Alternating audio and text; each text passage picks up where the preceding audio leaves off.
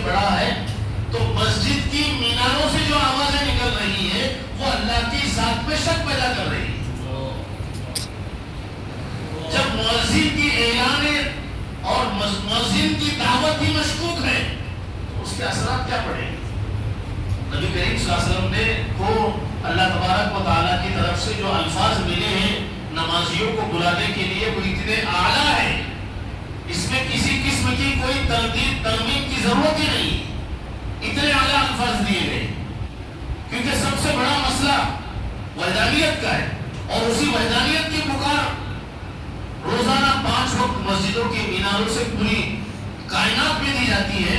اس کے اثرات یہ پڑتے ہیں کہ جو غیر ایمان والے ہیں ان کے بھی دلوں کے اندر اس کے اثرات پہنچتے ہیں، اور یہاں مؤذن کہہ رہے اللہ اکبر، یعنی شک اور شبہ تردد پیدا ہو رہا ہے۔ پھر دوسری غلطی ہو گئی، لفظ اللہ کو پر نہیں کیا گیا، اللہ اللہ، پھر لفظ اللہ پر جو مد ہے یہ مد کی بھی گنجائش نہیں۔ بڑے بڑے قرآن حضرات نے اس کو لکھا ہے، کوئی نئی بات نہیں۔ مولا علی قاری رحمۃ اللہ علیہ نے منح الفکریہ شرح مقدمۃ الجزریہ، اس کے علاوہ النہایہ قول المفید فی علم التجوید علامہ مکی رحمۃ اللہ علیہ کی، یہ دونوں کتابوں کے اندر اور بھی قاری محب الدین الہ آبادی رحمۃ اللہ علیہ کی مکتوبات میں بھی یہ بات لکھی ہے۔ بڑے بڑے قرآن، بلکہ ابھی چند سال پہلے، تقریباً 10-15 سال 20 سال پہلے، مسجد حرمین کے ایک شخص آئے تھے، قاری ابراہیم الاخضر، گجرات تشریف لائے تھے۔ وہ مسجد حرمین شریفین کے ائمہ کے کمیٹی کے رکن تھے، تو وہاں پر مجلس چل رہی تھی۔ ایک صاحب تھے مولانا قاسم قاوی، وہ بھی ان کا انتقال ہو گیا، انہوں نے کھڑے ہو کر سوال کیا تھا کہ آپ کے یہاں جو اذان دی جاتی ہے اس میں لفظ اللہ پر بہت طویل مد کیا جاتا ہے، کیا اس کی کچھ گنجائش ہے کیا؟ سوال کیا تھا، تو انہوں نے خود کہا تھا کہ اس کی گنجائش نہیں۔ کہ اس کو ٹوکتے کیوں نہیں آپ؟ تو کہا کہ یہ سب سرکاری آدمی ہے، گورنمنٹ سرونٹ، اگر کچھ بولو تو سرکاری کامات اڑتھڑا گیلا۔ قانون کون سا لگتا ہے؟ سرکاری کامات اڑتھڑا ٹاکلا، म्हणून याच्यावर कारवाई करा، کوئی نہیں بولتا ہے۔ میں خود ابھی پچھلے سال مسجد نبوی کے اس حصے میں بیٹھا تھا جو پرانا نبی کریم صلی اللہ علیہ وسلم کے زمانے کا، اور میں تلاوت کر رہا تھا آواز سے، تو ایک صاحب میرے بازو میں عربی تھے، مدینے کے رہنے والے، اور اچھی خاصی عمر تھی، تقریباً 80-85 سال کی۔ وہ خاموشی سے میری تلاوت سن رہے تھے، مجھے نہیں پتا، میں اپنا کلام پاک لے کر اپنا دور کر رہا تھا۔ پھر بعد میں اذان ہونے لگی، اذان سے پہلے انہوں نے مجھ سے کہا کہ آپ عربی میں مجھ سے کہا کہ مجھے الفاظ یاد نہیں، لیکن کہا اچھی طرح آپ تلاوت کر رہے۔ کہا کہ میں نے کہا میں ہندوستان سے ہوں، میرا نہیں ایسا ویسا مجھ سے کہا۔ تو پھر اذان شروع ہونے لگی، پھر میں نے ان سے کہا کہ اذان میں جو لفظ اللہ پر جو مد کر رہے ہیں اس کا کیا ہے؟ کہ یہ سب سرکاری آدمی کو سرکار سے تنخواہ ملتی ہے، ہم کچھ نہیں بول سکتے۔ لیکن میں نے کہا یہ غلط ہے، کہاں غلط ہے، لیکن بولے گا کون؟ کوئی بولتا ہے۔ اصل میں کیا ہوا، ہم نے اپنے اپنے معیار مقرر کر لیے۔ اذان میں کسی کی نقل نہیں کرنی، عقل سے کام لینا ہے۔ کتابوں میں ساری تفصیلات موجود ہیں۔ مولا علی قاری رحمۃ اللہ علیہ سن 1000 میں پیدا ہوئے، اب 1438 چل رہا ہے، اور مولا علی قاری رحمۃ اللہ علیہ احناف کے مجدد کہلاتے ہیں، احناف کے مجدد، احناف کے ترجمان ہیں۔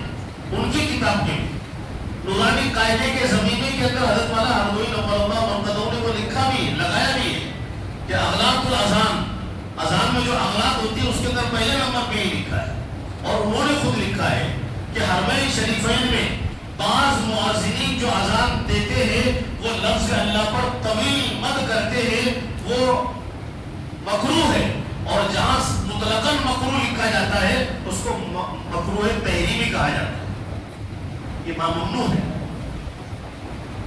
اب اس پر بحث نہ کرتے ہوئے ہمیں صرف یہ ہے کہ ہم میانہ رہو، اتنا طویل نہ ہو کہ بہت سارے لوگ ایسا اتنا طویل کرتے ہیں کہ جہاں تک سانس چلتی ہے اس کو کھینچتے رہتے، جبکہ اس پر کوئی مد کا قاعدہ نہیں۔ حضرت والا ہردوئی نور اللہ مرتضی سے کسی نے کہا کہ یہ مد تعظیمی ہے۔ کیا کہا؟ یہ مد تعظیمی۔ حضرت نے پہلے فرمایا کہ اگر کسی کی عبارت کا کوئی ثبوت ہو تو بتائیے، ہم بھی مان لیں۔ اور حضرت والا ہردوئی نور اللہ مرتضی کو مزاج یہ تھا کہ ہر وقت تحقیقات کرتے رہتے تھے، علماء سے مشورے کرتے رہتے تھے۔ تو کہا کہ کسی کے پاس کوئی ثبوت ہو۔ ایک مرتبہ حضرت کے ایک صاحب نے ایسے ہی کہا، تو انہوں نے کہا، حضرت ہردوئی رحمۃ اللہ علیہ نے ان سے کہا کہ دیکھیے اگر آپ کو امام بنا دیا جائے اور سورہ اخلاص میں لفظ اللہ پر مد کیا اس طرح، قل هو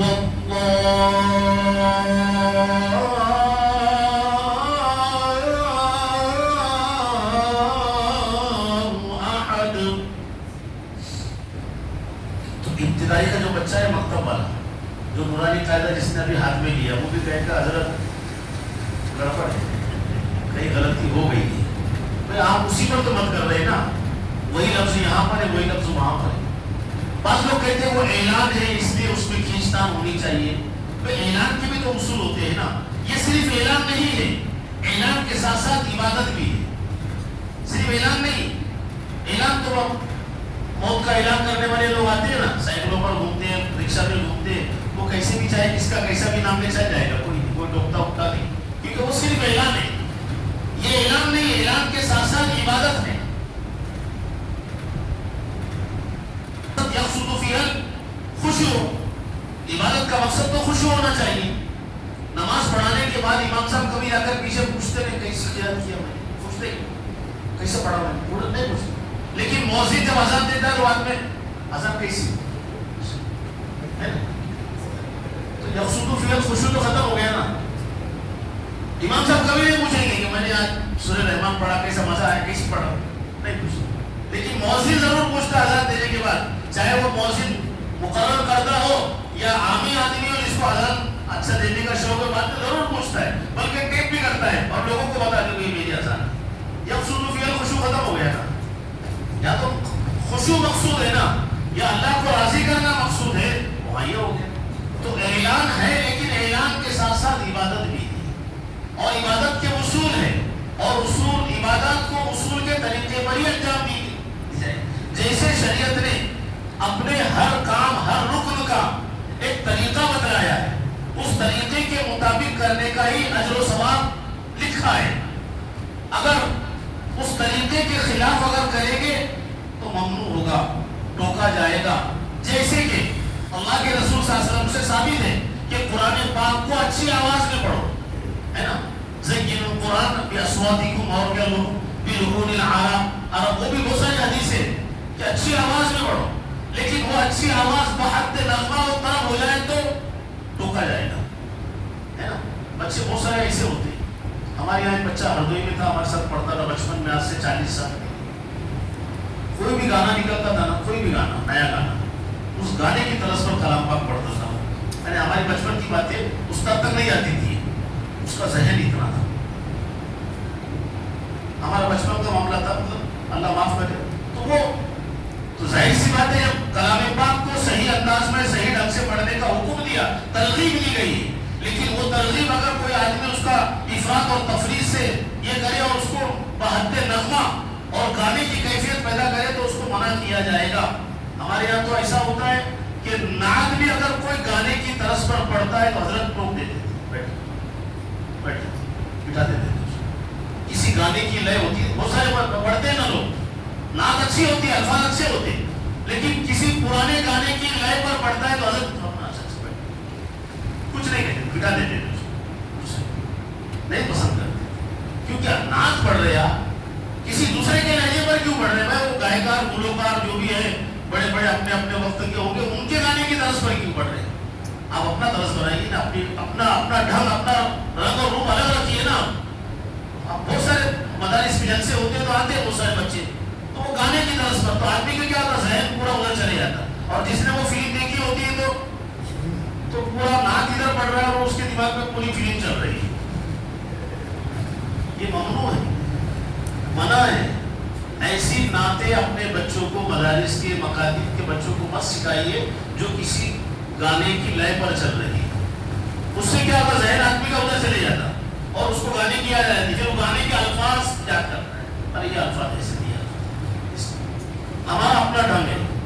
ہماری شریعت مشابہت سے منع کرتی ہے. من تشبہ بقوم فہو منہم. محرم آیا نا, سب نے حدیثیں پڑھی ہوگی ہے نا, خطبے کے سب حدیث پڑھتے ہیں, بیانات کے اندر